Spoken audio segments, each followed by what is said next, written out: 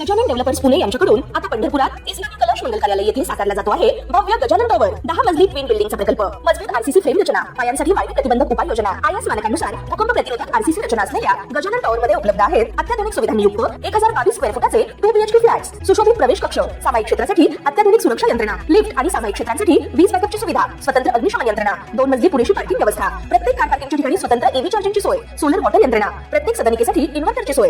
इस्लामी कलश मंगल कार्यालया शेजारी साकारल्या जात असलेल्या गजानन टॉवर मध्ये आजच आपल्या हक्काचा आणि आधुनिक सुविधांनी परिपूर्ण अलिशान फ्रीसाठी संपर्क क्रमांक 76 पुण्यश्लोक अहिल्यादेवी होळकर शेतकरी कर्जमुक्ती योजना 2026च्या निकषात सुधारणा करण्याचा निर्णय आज झालेल्या मंत्रिमंडळ बैठकीत घेण्यात आला. बैठकीच्या अध्यक्षस्थानी मुख्यमंत्री देवेंद्र फडणवीस होते.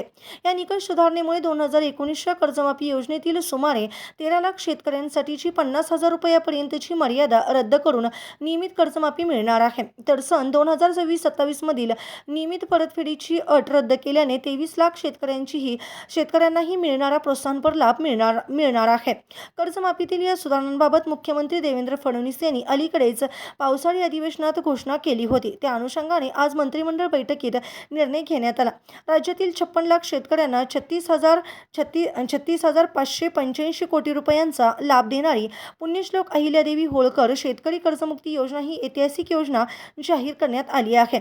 या योजनेविषयी विधिमंडळाच्या पावसाळी अधिवेशनात अंतिम आठवडा चर्चेला उत्तर देताना मुख्यमंत्री देवेंद्र फडणवीस यांनी ज्योतिराव फुले शेतकरी कर्जमुक्ती योजनेत 50,000 रुपयांचा लाभ मिळालेल्या शेतकऱ्यांसाठी पुण्यश्लोक अहिल्यादेवी होळकर योजनेमध्ये 50,000 रुपयांचा लाभ देण्याची मर्यादा काढून टाकण्याची घोषणा केली होती. तसेच या शेतकऱ्यांना 2 लाखापर्यंत कर्जमुक्तीचा लाभ मिळेल असे जाहीर केले होते.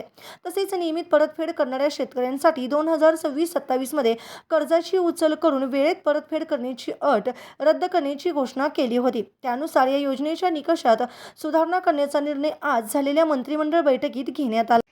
ताज्या घडामोडी पाहण्यासाठी आमच्या YouTube चॅनलवरील PVR म्हणजेच पंढरी वार्ता या न्यूजला सबस्क्राईब करा आणि शेजारील बेल आयकॉनवर क्लिक करा.